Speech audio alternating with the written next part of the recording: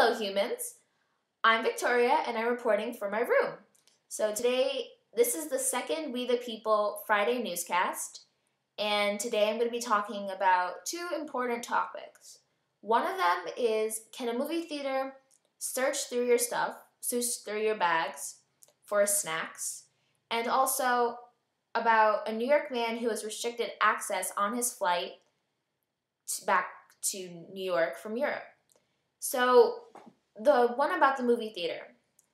So many of you guys know that some movie theaters require a search through your bags to search for snacks. And I guess this is to increase their profit because, some people bring in their own stuff and then they don't buy what the movie theater is offering. So then the movie theater loses money. And I understand, I guess, but why can't we bring our own stuff? Some of the stuff there is very expensive, and I don't get why we would have to bring our own stuff. But another side to this is looking at it from a safety issue. That by looking through the snacks, that maybe we can see about safety. Like if you see a gun there, laying among some pretzels, then you can call out that person and say, hey, you have a gun, please exit. Or we can take measures to stop this. But maybe not even classifying it as snacks, classifying it as safety. Because we have seen events such things occur, such as the Colorado shooting, that this man brought in a gun, and out of nowhere, he started shooting and injuring people. And this is because the theater hadn't enforced their safety enough, and they hadn't really had a strict guideline to even figure out if this person even had a gun or any weapons. So this could have happened anywhere, but it happened in that particular place, and it could have easily been prevented. But also, so in order for this to stop, people could look through a person's bag and search for any weapons or things that would injure somebody. But some of you guys are thinking about it as this is also a violation of our privacy. Why would I have to allow somebody to look through my stuff? Like, I understand that in airports that they ask you to go through the scanner and the metal detector, and also for your stuff to go through the x-ray, because they're trying to look out for the common good of everybody and for everybody to be safe. But this is a movie theater, and they're telling us it's for snacks. I think that's a little extreme, just to go through everybody's stuff just for snacks. I would understand if it was safety. If it was safety, then, like I said before, that'd be great.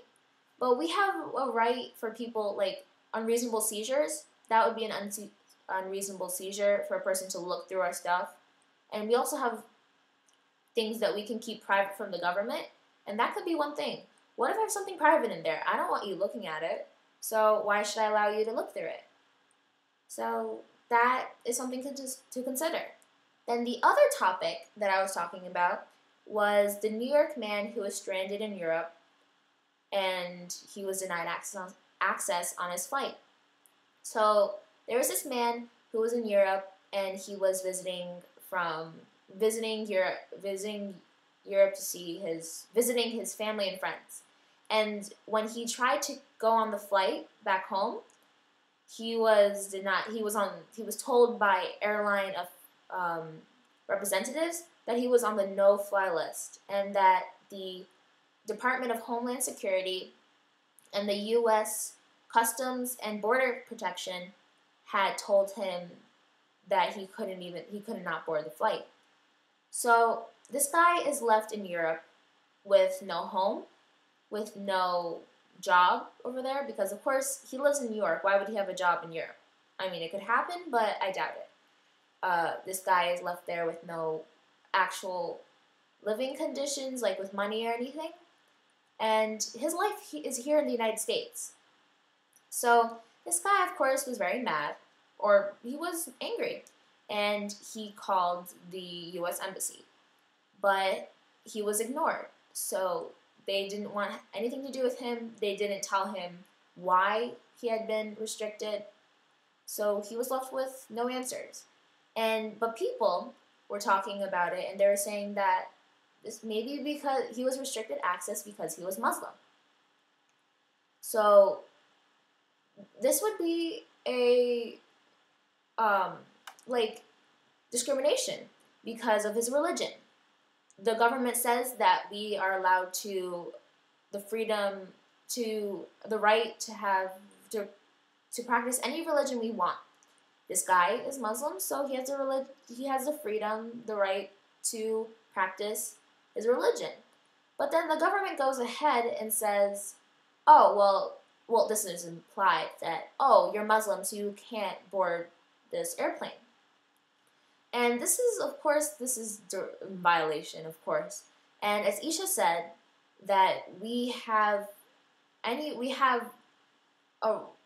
they're talking about that the church and the government is separate. So how does his religion have to do with him boarding on a flight? I understand that maybe they're worried about his particular religion and what has happened in the past, but you can't group one Muslim with another. Everybody's different, and you can't group everybody with everybody else. So that is something to consider, and yeah, I hope you guys enjoy this newscast, and there are things, this newscast brings very important topics that we should all know about, because it's things that happen in our everyday lives. So we have to be informed about our government and what is happening every day, and I hope that these newscasts will inform you more and keep you knowledgeable. So thank you, and bye. Signing off.